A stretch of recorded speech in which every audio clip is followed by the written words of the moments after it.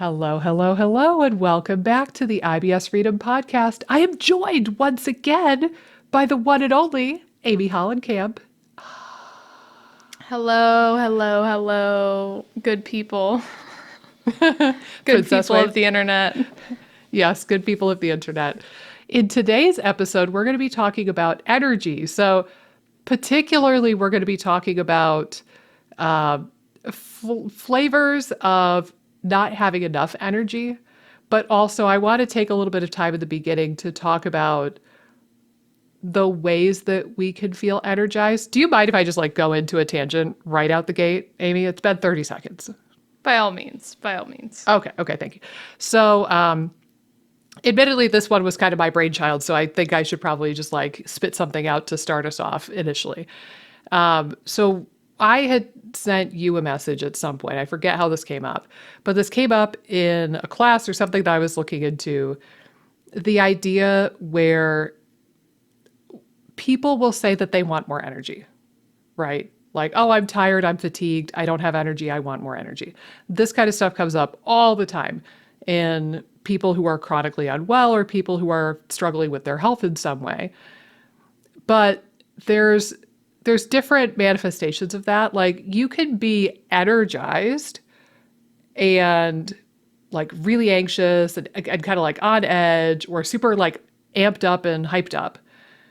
Hyper. And that's, yeah, and hyper, there's variations of energized that are actually not super good on a day-to-day basis, versus you could be energized and just this feeling I have the energy to complete the tasks I need to complete. I'm not wired for sound. I'm not hyped up. I'm not hyper. I'm not running on adrenaline. It's just more of a clean energy.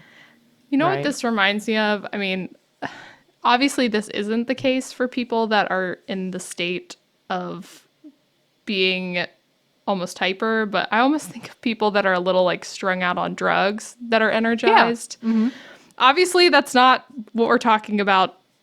We're not linking you to being on drugs, but I think some people that are super energized, it's almost that where it's it's not really a healthy Yeah, it's energy. artificial almost. Yeah. Or hyped up on caffeine, you're running on caffeine and then you just to completely crash. Exactly. Here's another way to spin it possibly too. You can be energized from a metabolic standpoint. You're making enough ATP to meet your needs. Your neurons, your metabolism is operating correctly and your brain is operating correctly. And that gives you the perceived benefit of having enough energy to meet your day-to-day needs. And then there's what I'm now going to call kind of an artificial energy, where you're right. If somebody had 20 coffees all in one day, they would feel energized, but it wouldn't be a healthy, energized feeling. Similarly, I think actually John Mulaney talked about this. He has a new stand-up bit on Netflix, I think it was, and he was talking about his addiction to cocaine, and that he kind of described it. I'm going to do a really lousy version of this impression, but he was kind of hey, I don't know, just a really wired, hyped up kind of version of energized, but he was on cocaine. So that's not a good thing either. And importantly, why I bring this up at the beginning of the episode is I think that some people get energy from sources that are not always healthy. So for example, again, we use the example of overusing caffeine. That's a pretty clear one.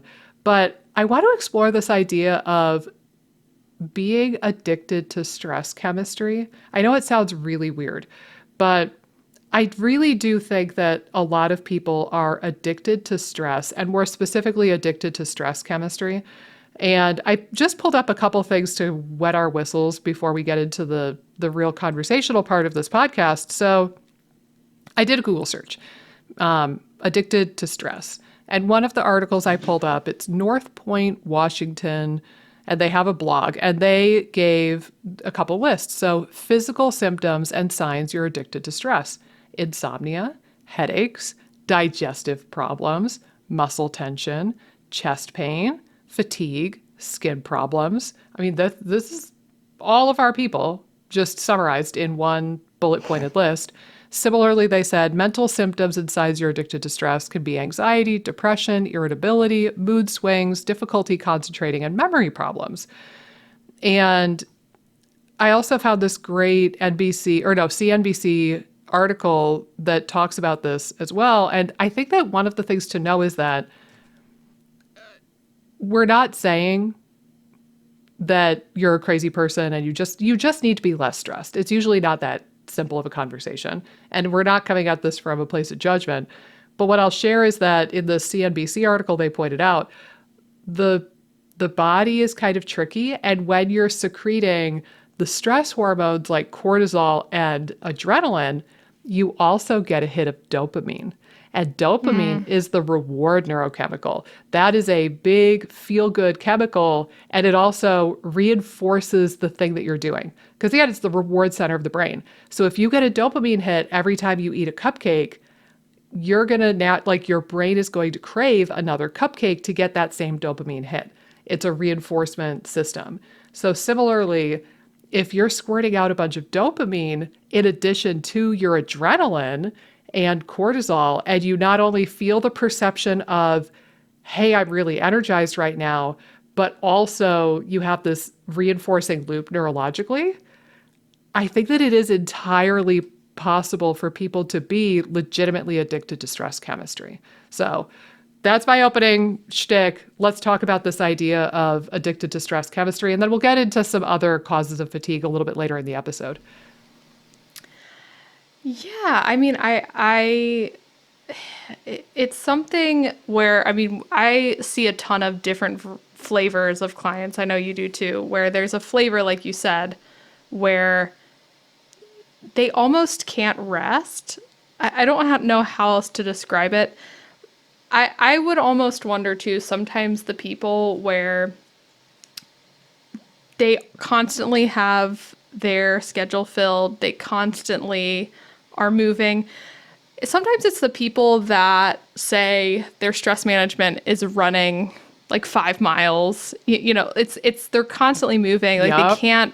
they can't do a stress management activity that requires sitting still or being still or almost just relaxing in general. On the couch. Just Right. sit your ass on the couch and watch the new season of The Witcher. I don't know, man. Like, eat some Ben& Jerry's. Right. Well, and I will say too, I say those kind of jokingly, kind of seriously. I think part of how people can maybe get into this predicament is, okay, like what did I just say?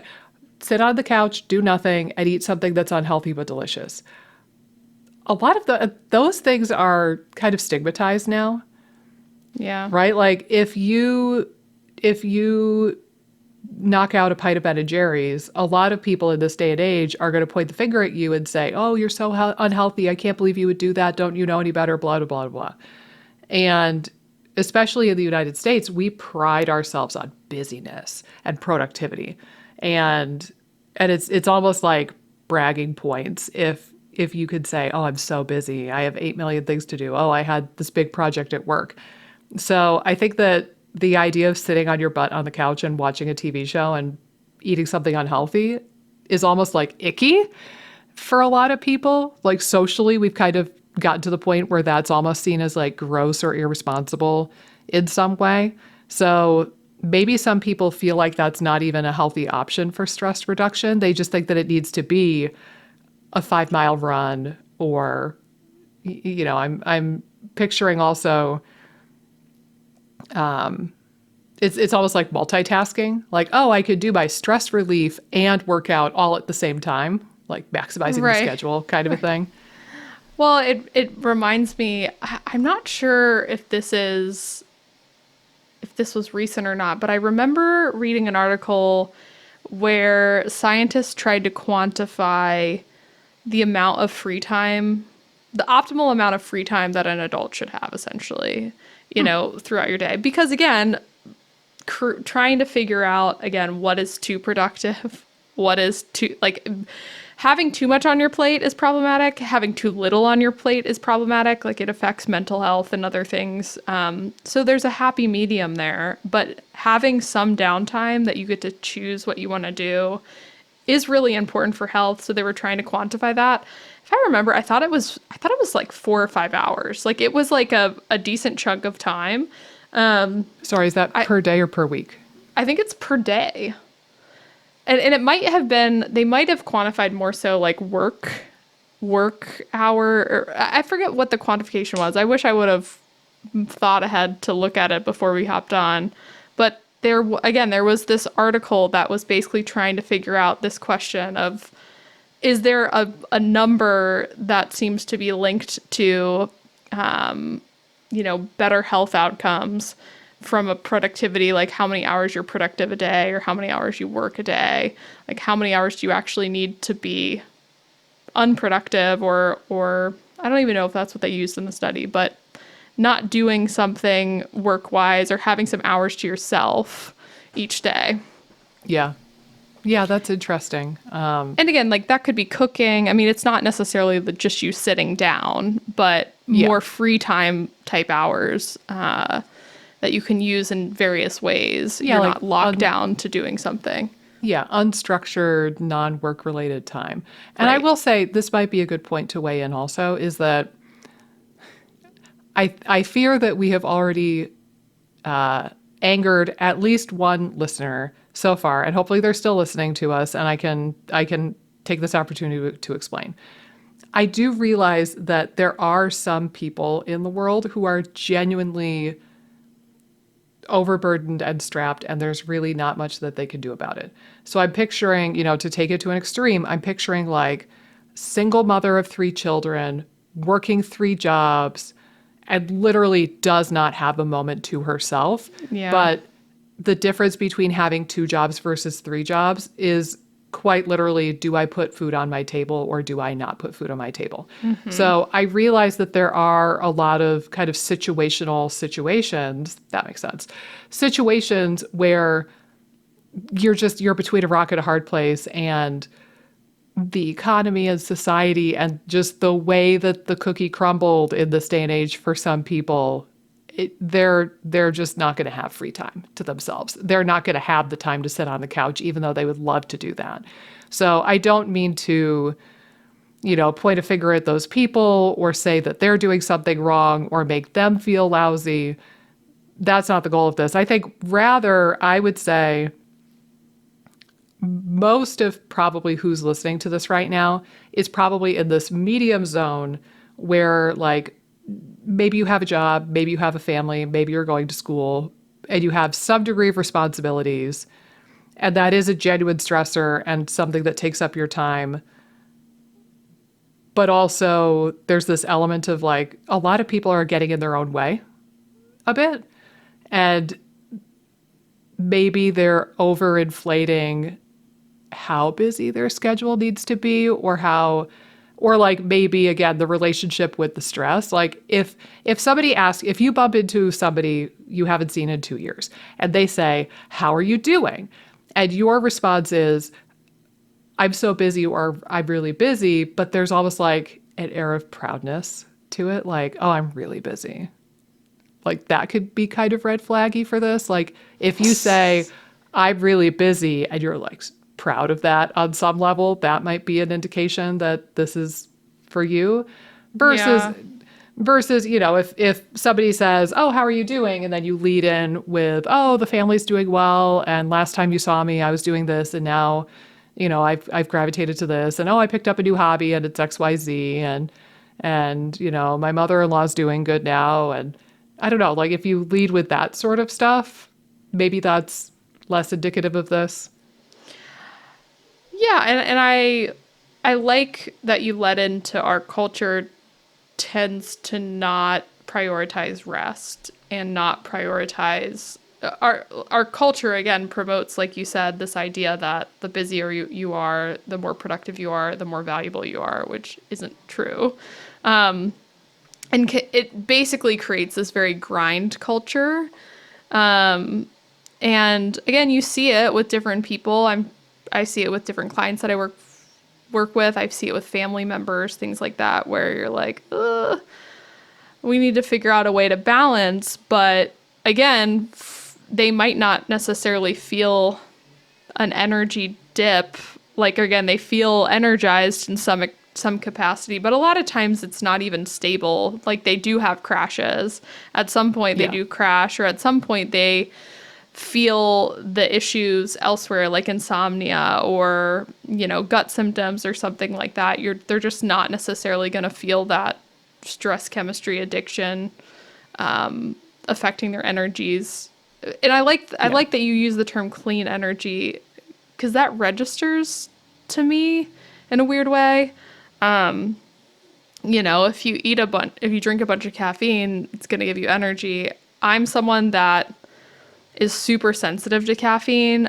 I have the gene where I'm a really slow metabolizer. So if I have caffeine afternoon, like even a tea, I'm so jacked up. I almost can't sleep. It's a little ridiculous. Like, if I had a green tea at 2 p.m., I might not be able to sleep as well that night. And again, like, it becomes a little bit of a nervous energy, and then I crash. Well, there's a term I've heard. Oh, sorry. I was going to say, like, wired but tired. Does that resonate? Wired but totally resonates. It's funny, my brother, on the other hand, will sometimes drink like 8 cups of coffee a day. Like, we were trying to calculate it one day. I was asking him, because he's a big coffee nerd. Like, he loves coffee. And it's something that makes me wonder, there probably is a limit to the amount of caffeine that's good for individuals, and it's going to probably depend on a lot of things, genetics, that sort of thing. But if you're relying on caffeine for energy, that could be problematic. What is it? There's something in coffee, I forget what the scientific term is for it, but some molecule that basically blocks you from feeling tired, right? Well, I think that's, I feel like if I remember correctly, I think that the caffeine blocks, is it basically like, so you have energy as ATP, adenosine triphosphate. There's 3 phosphates. And then as you use up that energy, a lot of it gets converted into adenosine diphosphate with 2 phosphates. Then the end of the road is adenosine monophosphate, which has 1 phosphate. And I think it's either the diphosphate or monophosphate. When that accumulates in the brain, that's what signals that you're tired. Because it's like your brain's way of knowing, oh, we used up all our ATP, because now we have this downstream thing. Right. Becoming more abundant. And I think that caffeine either like blocks the production or blocks like the perception of one of those. It says you get sleepy as adenosine binds to A1 receptors in the brain. Caffeine blocks adenosine from binding, thus making you feel alert and also helping you feel better. So essentially what you were saying. But it's not because you're making extra ATP. Right. It's not because you're making extra energy. It's you're just blocking the signal that you don't have enough ATP. Yeah. Right. Yeah. I don't want to demonize caffeine either, because again, especially if there is a lot of health benefits of teas and things like that. But if you are using it because your energies relies on it, that's where it gets more problematic and could be potentially a negative from a health standpoint. Well, another way to look at it, I think, is because, again, I know some people enjoy the weird bean juice. I'm not going to judge them. I don't get it. I don't get the appeal of coffee. But if you love it, cool. What I would say is that I think where the range is if you're having like 1 or 2 or 3 cups a day, that's probably reasonable for most people. But then if you start getting up to like 4, 5, 6, 7, 8, 9, 10, that's the range where it becomes a bit sus, as the kids would say. And I think that one of the differentiations here is that if somebody asked you, what would happen if you didn't drink your coffee for a week? If you automatically like go to a place of, oh my God, that's not even possible. I would never let that happen. Oh my God, like that would be the worst thing ever. I would have the never ending headache from HE double hockey sticks. That's a red flag that you're relying on it a bit too much. Versus if somebody said, what if the world supply of coffee dried up, or it was a zombie apocalypse tomorrow and you just had to survive without caffeine starting tomorrow? If you're like, I might have a mild headache for like a day or two, but then I'd be fine. If that's more of what you think, then you're probably okay. I would think. Yeah. Yeah. I wholeheartedly agree.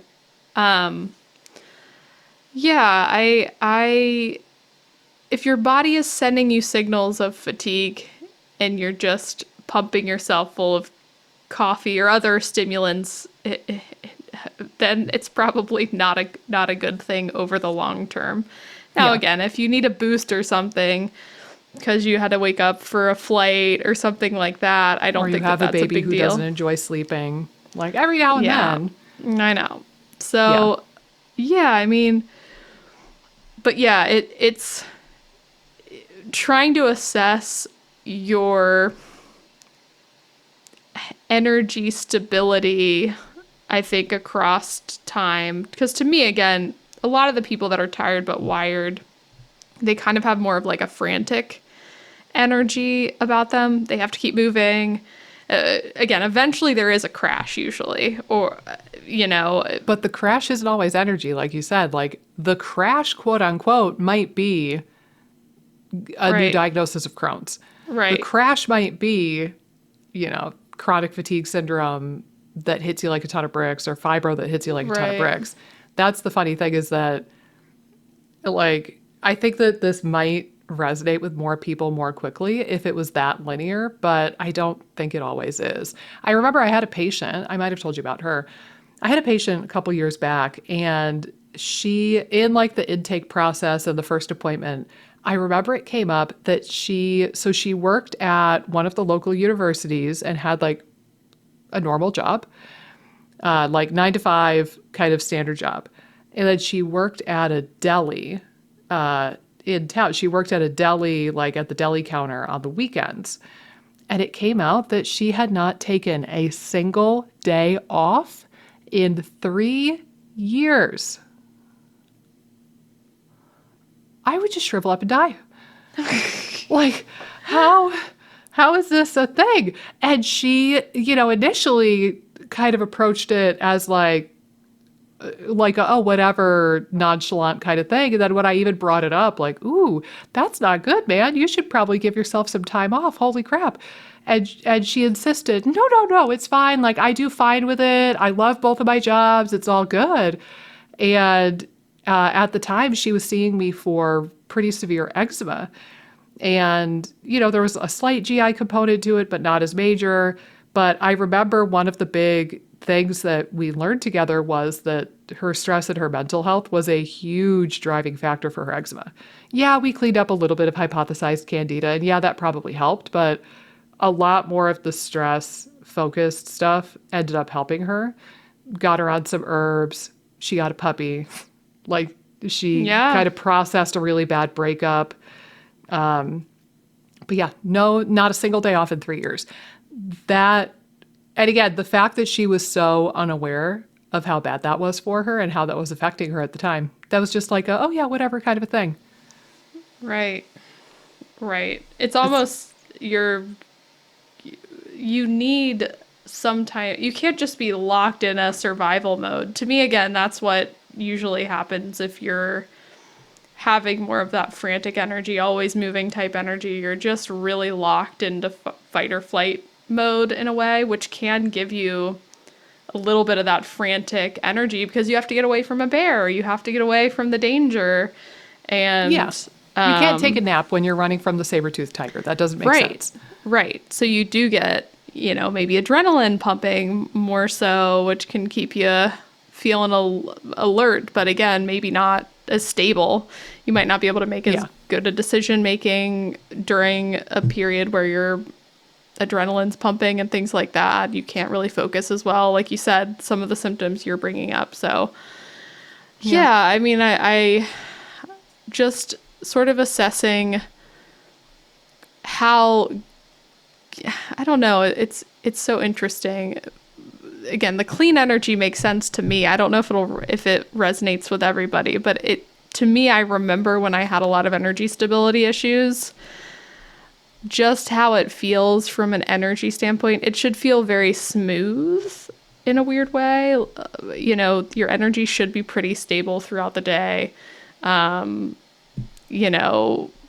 not frantic-y in any way, or kind of like Erratic. Erratic, Maybe. Yeah. Yeah, and I think that's the thing is like with something more artificial, so like caffeine, or cocaine, or Ritalin. Ritalin is another one. I've seen patients where they are on Ritalin or some sort of ADHD medication, and it will absolutely rev them up while they're on it. But then they come, when the drug wears off, they just crash and burn.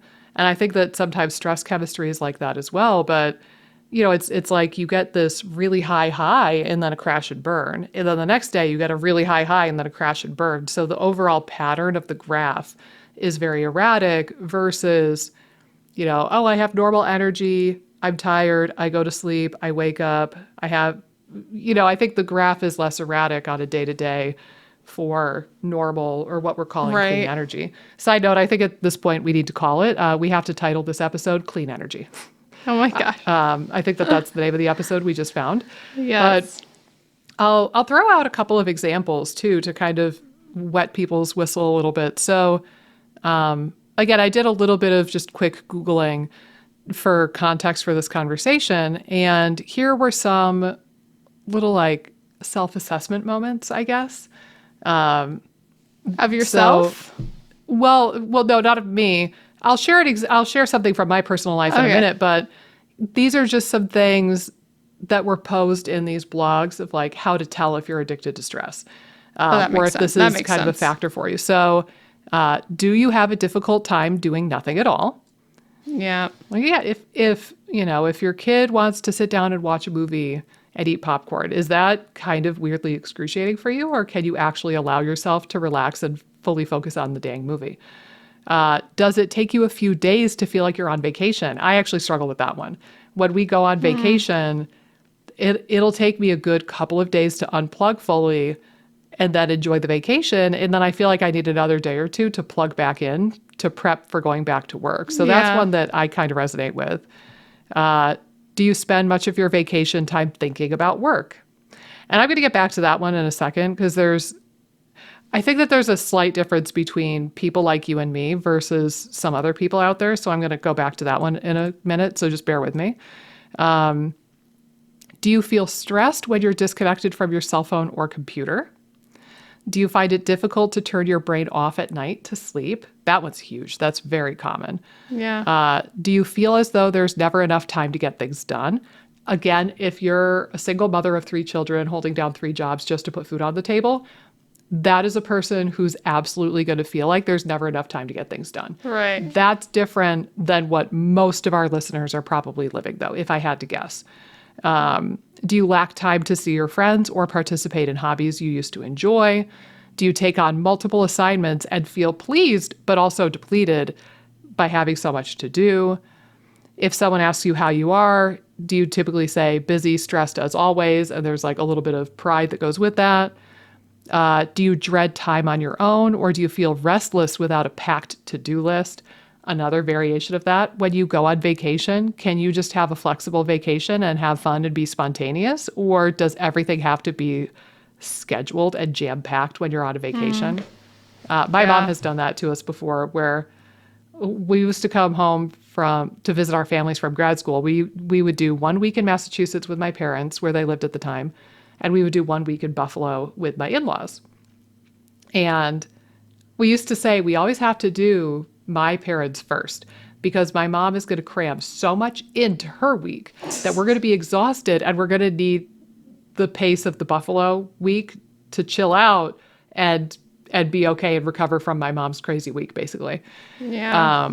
But anyway, just a couple more. Do you hate weekends without back-to-back social engagements, or do you fear that if if you stop the busyness, you won't know what's left. Sometimes this will come up with empty nesters too, where it's like when the task of child rearing goes away, they're like, what do I do? Who am I? I have nothing now. And it's like a very weird feeling. So I think that at least paints a bit of a picture to what this might look like in your day to day. Because I think a lot of people are going to be like, no, this isn't me. I'm not addicted to stress. But that kind of gives you some starting framework. And I'm going to throw my mom under the bus just a little bit, and I'm going to use her to make this point here. I think that sometimes it comes down to boundaries. Now, I think it's a little bit different for you and me at times. Maybe it's not. Maybe this is my bias. But what I'm trying to spit out here is that my mom works like a normal 9-to-5 job, right? Like it's a desk job. She works remotely now, but she has worked for hospitals or universities in like an administrative research admin type role. And, you know, the thing that has struck me about her career is not like the heights that she's climbed necessarily, but I've noticed that she's gone through periods of time in her life. This will wax and wane or yo-yo quite a bit, where for a period of time, maybe like 5 or more years, she will let the stress of the job consume her. And she'll be super stressed. She's gone through phases where she said, I kid you not, that she didn't drink any water during the day because she didn't have time to pee. Like if there's not a redder flag on planet Earth, I don't know what it would be. Oh my God. So, okay, so busy, just like back to back booked. Not even, let alone taking a lunch. Like she wouldn't take a lunch either for a long time, but she wouldn't even hydrate because she literally told me that she couldn't take 4 minutes to go to the bathroom and pee. And she would go through phases like this with her work. And then not surprisingly, she would crash and burn. So like one time she had a geyser of a bleeding ulcer that almost killed her, and she lost half the blood in her body in a matter of hours. You know, there were other points too, but it's always like some big health crisis thing that's like this crescendo of holy crapness. And then for her, she would hit this breaking point and have this health crisis. And then that would be like a wake-up call. And she'd be like, whoa. And she'd snap out of it. And then she kind of would go swing the other direction, but what more positive. But she would then go through years at a time, oftentimes, where she was super like setting boundaries, telling her assistant that she absolutely needed a lunch break every single day. Don't you dare book me a meeting during my lunch break. Making sure that she had time to pee. If she had to be 5 minutes late to a meeting because she needed to take a bathroom break, then tough titties, they're just going to figure it out. And she's allowed to be 5 minutes late for a meeting because she has to pee, obviously. At one point, she got like a group of people together at her work, and they would go on walks, or like in downtown Boston, they would go on walks in the summer, and they would get step counts out the wazoo. And she was very determined, like, no, we're taking our full hour lunch break. Come on, you're coming with me. We're going to do something healthy. And so she would go through a phase where she would really, really prioritize herself again. But then it's like it creeps in, and it would be followed by another period of time of, oh, I'm so busy. My boss is so hard on me. He or she's an asshole, whatever it might be. Or like, oh, I have 8 million meetings and this thing is really stressful and the NIH is after us for this. And oh my God, this is really stressful. And like, it's hard. Now that I've seen this happen a few times, it's really hard to see her go from the more healthy, health conscious, setting boundaries phase back into that like addicted to stress chemistry kind of phase.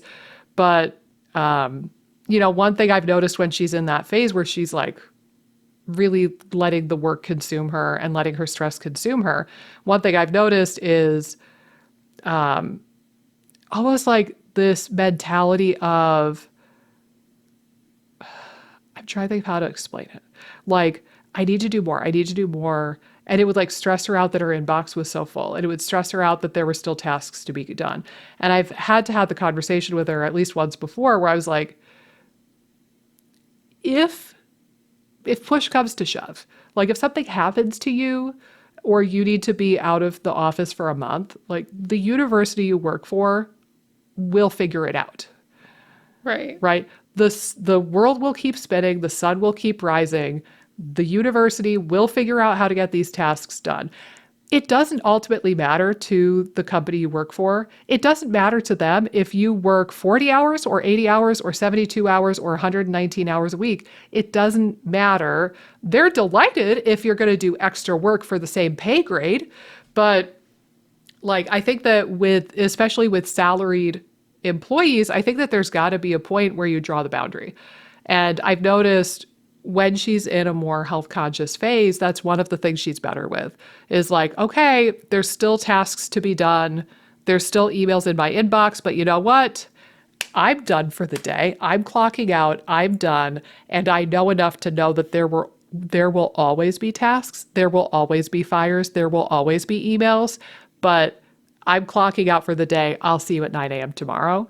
Like the ability to do that versus, again, just like kind of getting like sucked into, oh, I have these emails and these deadlines and these and da. I don't know if I so much get it for salaried positions, honestly. I know that there's always the risk that you could lose your job, but I think for a lot of salaried employees, they probably have the ability to draw a little bit more of a line in the sand if they stick to it. For us, I will say, when you're a business owner or an entrepreneur, there's always a million things we could be doing. And that could directly tie to our paycheck, right? Yeah. So like, for me, I know there's always like emails or patient portal messages. There's always, I have a list of like 300 YouTube videos that I could be working on that I want to do someday. Like I could always be recording something new for YouTube. I could be recording something new for Instagram. I could be doing a new project. I could be making a new mini course or a bonus course for FODMAP Freedom. I could be doing a bonus session with FODMAP Freedom. I could be doing something for SIBO Hero.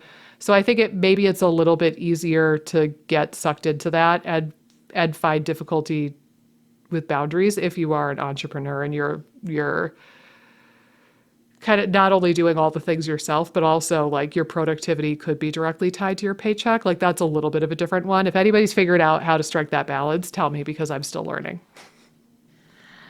Yeah, I think you're right. Some jobs, it's so much harder. It reminds me too of my dad though. For the longest time, again, we make fun of my dad because he just likes the simplest things. Like when he got a car, no sunroof. He wanted the rolly windows. I remember my mom's like, it was like a $10,000 car new. It was a Chevy Prism. I think he bought it I don't know when he bought it, but he had it for like 12 years.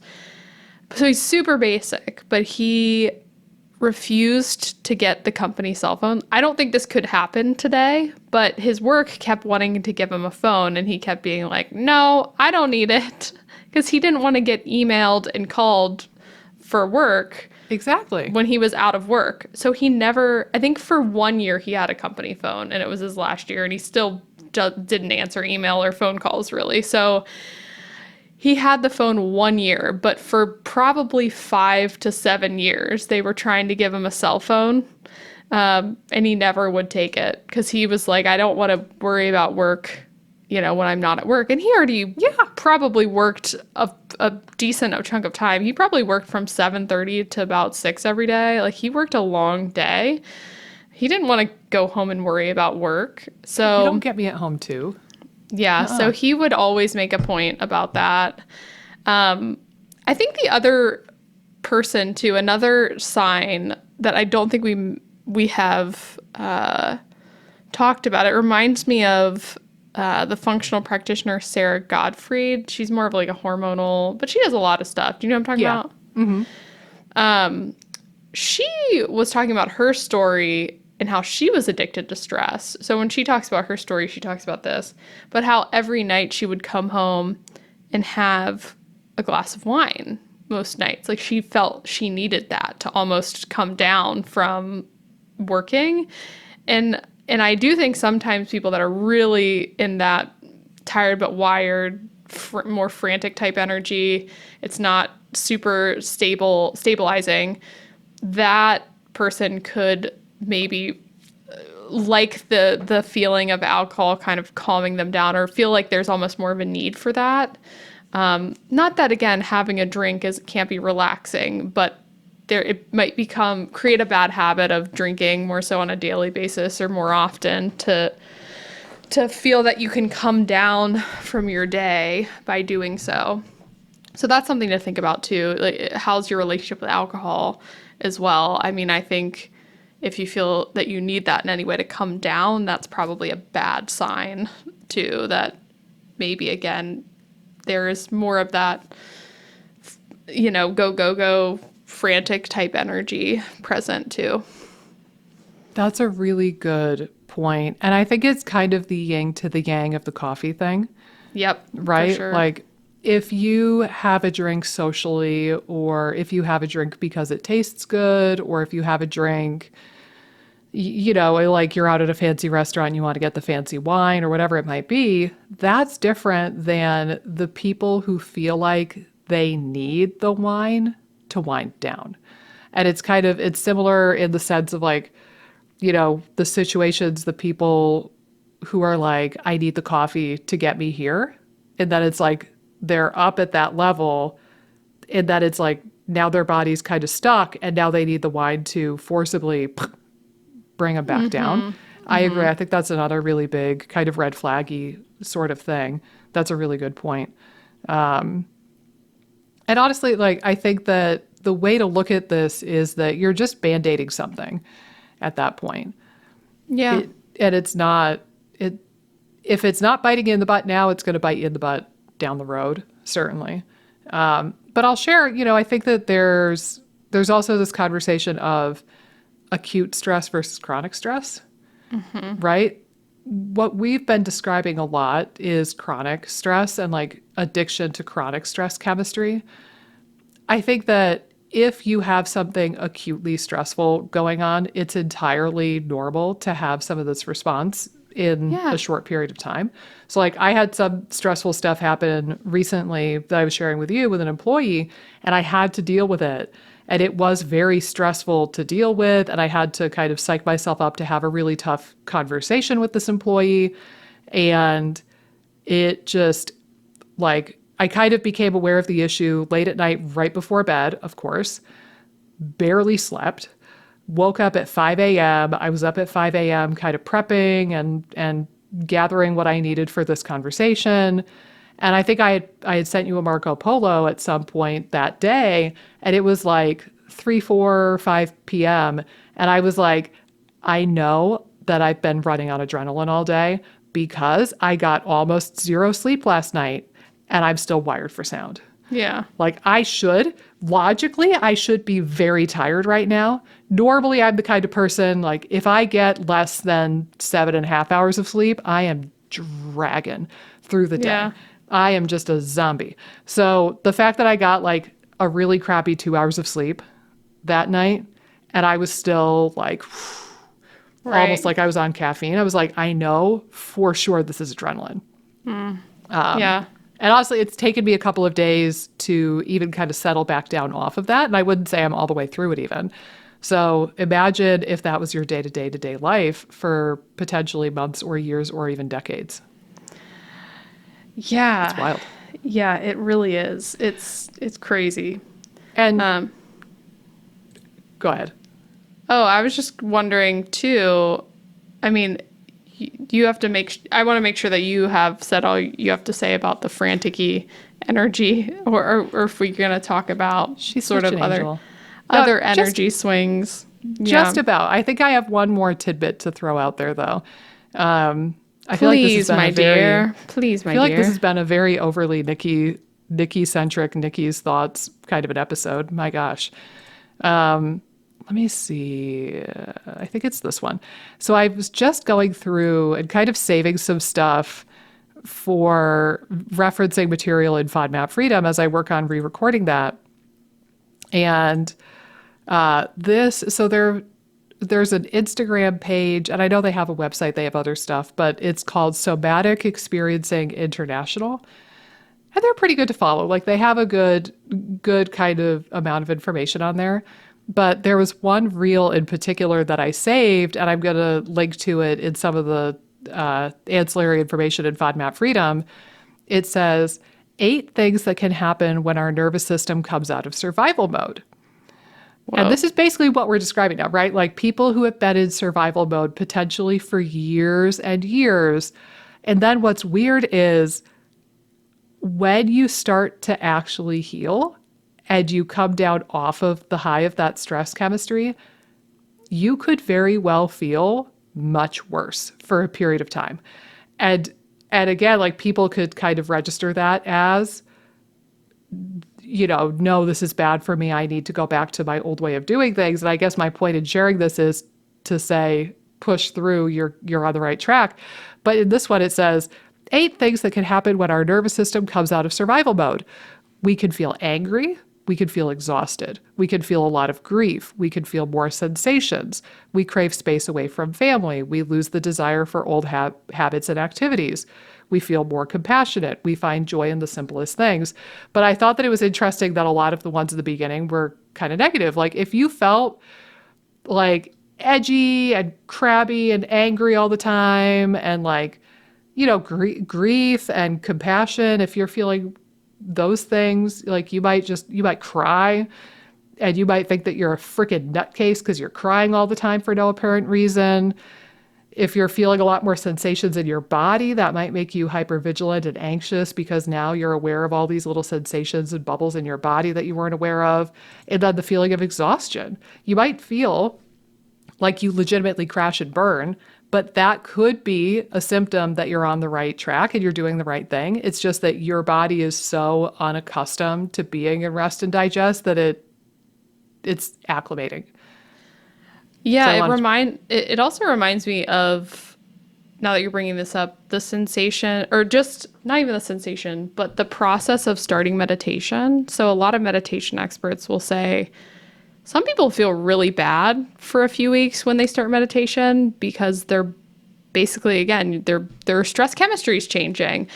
In the meditation world, they sort of say your body's just like emptying stress essentially. But, in my mind, your body is finally getting rest. And so things are shuffling around in there, and it can lead to things being sort of dumped out, whether that's like a lot of emotions that you've been suppressing, that kind of stuff. I think that there can definitely be what you're describing. I know meditation experts talk about all the time, some weird squirreliness when you start meditation and your body's shifting into more of a restful state. Different things can almost be unlodged and released. And whether that's emotions, again, maybe even you're feeling like fatigue, that kind of stuff seems really normal. I always got, strangely, some insomnia when I start meditation, if I haven't done it in a while. So there is some, like, again, weird squirreliness, I think, that comes from going from a more stressed state into a more relaxed state. That's really normal. So I'm glad you brought that up.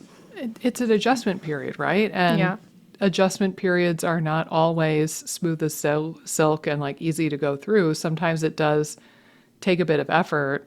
It kind of reminds me the conversation we had in the carb reintroduction episode where we were talking about when people go on keto, they're totally willing to go through a lot of crappy symptoms and feel like actual dirt for a period of a couple of weeks, and they just shrug it off as, oh, it's the keto flu, don't worry, that's normal, you're still good, keep going, you're all good.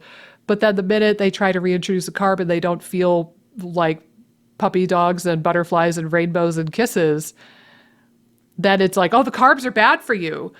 And it's like, it's hypocrisy.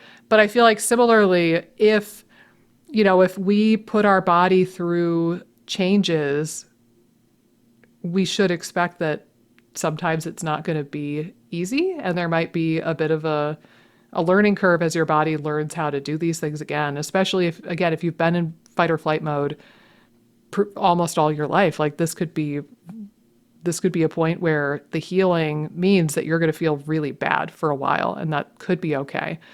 Yeah. Well, and I think sometimes people that have had trauma cope with it in some way by staying busy, by staying distracted. Oh, yeah. So if you remove distractions and things like that, squirrely stuff can come up, past traumas can come up. So yeah, I mean, gotta face your demons. It's an adjustment period for sure. Yeah. For sure. Yeah. So anyway, I thought that was worthy of attention because, if anybody's listening to this and thinking, oh my God, this is me, you're describing me to a T. What do I do? The what do you do ends up being, slow down, spend more time in nature, spend more time with people you love, time with animals, like set boundaries, like tell your boss that they are not allowed to call you when you're off of work, and don't answer emails in your off hours, because then people will start expecting that you're going to answer emails in the off hours, and that's just a normal thing for you. Like a lot of it ends up being practicing self-care, investing in yourself again, and practicing boundaries, and telling people sometimes to just take a freaking hike. But again, as you do it, telling somebody to take a hike or telling your boss that you're not going to answer emails out of business hours, like that could be a really hard thing. But then also to compound on top of that you might feel like death warmed over as you're going through this transition with your nervous system, like that, it could be a difficult thing. And it is sometimes easier said than done, but it is worth it if you can get through to the other side, I think. But, to go back to what you were going to say moments ago, you want to do like a couple minute rapid fire. Like, what are some other reasons that people might be fatigued? We talked about this big one that nobody ever talks about, but what are some other like classic examples of why somebody might be fatigued? Yeah, I mean, in terms of our clients, I'll list the ones that I think are most prominent. I mean, one, I harp on it all the time, not getting enough nutrition. I mean, hands down, because you're going to have blood sugar swings. It's going to be a major issue if it goes unaddressed. This would be something you'd probably see if you have a lot of postprandial changes in energy. If eating seems to make your energy better and then maybe worse. If eating changes your energy to any major degree, it could be blood sugar related. So that's something to think about. A lot of people in the gut health space think, oh, if I eat and feel fatigued, it's because I have a histamine issue or I'm reacting to the food. And what really could be happening is more often than not, it's blood sugar. So that's something to really keep in mind, is if there's a postprandial link or again, even not eating causing symptoms, if there seems to be a link between your meal patterns and your fatigue, definitely think blood sugar. And rule out that you're getting enough nutrition. Make sure you're really checking that out. There's a couple again. Go ahead. I was just going to say, I'm glad you brought up the not eating enough thing, because I have seen patients where that ended up being true. I can think of one guy right off the top of my head that, he came in and he had exocrine pancreatic insufficiency, and he was fatigued. He had brain fog. He was losing a bunch of weight. He had some other GI symptoms I don't remember now, aside from the epi. And I remember one of the first conversations we had when we looked at his chronometer was, you're just not eating enough. And I don't think it was anything super, super in your face. It wasn't like some of the clients we've had where it's like a 500 plus calorie deficit. I think he was coming up short, maybe like 200 or 300 calories a day. But I still remember in the course of maybe 2 or 3 weeks in between sessions, I met with him for another session. And like in that span of time, he was like, this is a miracle. Yeah. Like, I have so much energy. I was able to go for a run again. It was amazing. And it's just that little thing of just telling somebody, hey, you need to eat more. You're actually underfueling yourself. His brain fog went away. His fatigue improved. He was able to exercise. And it was just because I told him, eat a little bit more food. Yeah. It was amazing. And, and I can imagine if somebody was running more of a caloric deficit than that, how profoundly fatigued they would be in that circumstance. Oh, yeah. But, it's like, if you think of fatigue from the angle of Are you making enough energy? Are you making enough ATP? Well, you need something to make the ATP, and that something happens to be food. Yeah. So it's like the most foundational reason why you might be fatigued. Yeah. Yeah. And again, I a lot of people are so busy again on the restrictive train that actually ensuring that you're nourished, unfortunately, is just not on the radar. So definitely look at that, in particular if there seems to be like a link between meal patterns and fatigue. Sometimes again it's not. It's more of like, okay, if your calories are low, you're just going to feel bad all the time. There might not be I think that was the case for the guy I just said. I think he was just kind of chronically blood fatigued throughout the day. Yeah. And again, like to expand too on the undereating, like if you're undereating, you have a higher risk of micronutrient deficiency too, which again, probably the biggies might be more, for energy in particular, might be more prevalent in vegetarians. But not, again, like I see women all the time that aren't vegetarians that are iron deficient or B12 deficient, but those are probably the biggies of the biggies for energy. Would be, again, B12 and iron or anything that could drive anemia. So even folate could be in there too. But, you want to make sure you're getting certain nutrients that are going to be important for energy. Again, there's going to be other nutrients too that are going to be important for making ATP and things like that. So solidifying your nutrition, maybe checking for any gaps is going to be huge all around from an energy standpoint. Well, and I'll segue you, and then you could take the ball from there, is that also we've talked about many times on this podcast that if you're not eating enough, good luck with your thyroid. Yeah. And that's another classic, like hypothyroidism can cause fatigue. Yeah. But also your metabolism is going to throttle down if you don't have the fuel. Yeah. Your car is not going to, I mean, this might be wrong. I don't know anything about cars, but your car is not going to let you rev the engine to 6 RPM if you have 2 drops of gasoline in the gas tank. Yeah. That's how it is. Yeah. And so you want to speak on thyroid for just a moment? Yeah, it's interesting because I definitely have personal experience with thyroid. There was a number of years when my thyroid was horrendous. I would say not necessarily my thyroid was horrendous, but my thyroid hormone levels were pretty bad. Out of reference range bad too for my free T3. So I think I was running about like 1.9 or 2, which I think some of the reference ranges is now 2.3. Some still 2.0, I think, depending on the lab you use. But my energy was horrendous at that time. I felt terrible. I felt very foggy brained. I feel low thyroid feels like you're walking through quicksand. Everything feels, not quicksand, but I don't know what I'm trying to say, but you're like walking through mud or sand or something that's just so challenging to walk through. It feels like that. Everything is like that. Like getting out of bed is like that. It just feels I've heard anemia described the same way. Yeah, it's just you're dragging. And again, from a thyroid standpoint, carbs are going to be super important.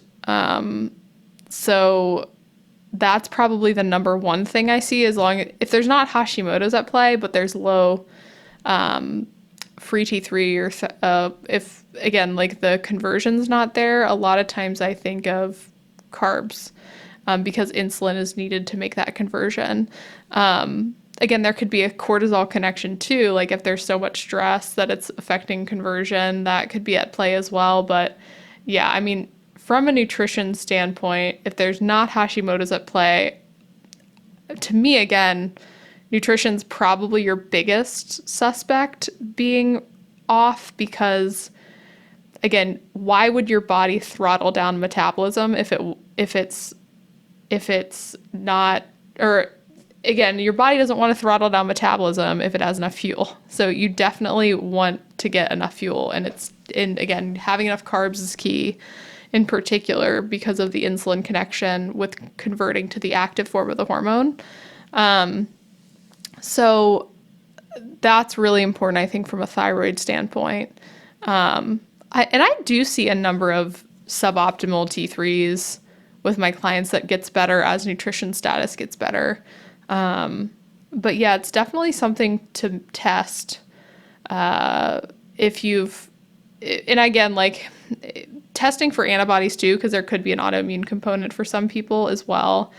But it's something I monitor a bit if someone has fatigue issues. And usually, again, I see it improving if you eat enough carbs and get enough overall nutrition. The thyroid hormones tend to get a lot better, especially if there's a free T3 issue. Yeah.